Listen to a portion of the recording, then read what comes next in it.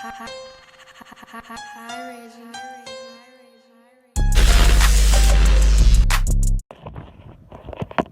A lot of my people are out here buying cars, getting cars financed, getting lease vehicles, and they have credit scores and marginal credit scores. So it's like maybe a 550 or a 650, anywhere range between a 5 and a 600 or 700. Before 750 is pretty much marginal credit score. So you're getting, you can get your car financed, but you're probably getting a shitty interest rate, or you're getting a really high interest rate. So with that being said, if you miss any payments on a financed car, you accrue additional interest. Okay.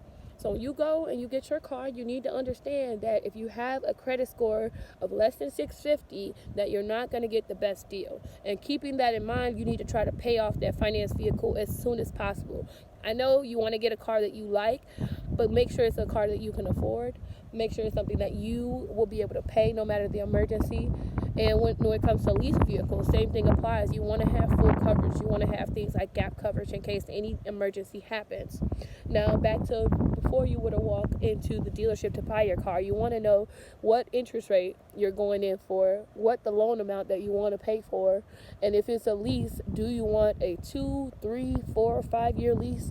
And if you have to turn that in, you need to find out what would be the fee to turn that vehicle in at the end of the lease. There's are small details that are left out when you go in to get a vehicle. So I'm only informing you because I want you to know that this stuff is important before you sign your name on that dotted line, because you cannot get out of a contract agreement without fulfilling your part of that contract. And that it does include paying off the vehicle or paying off those lease payments.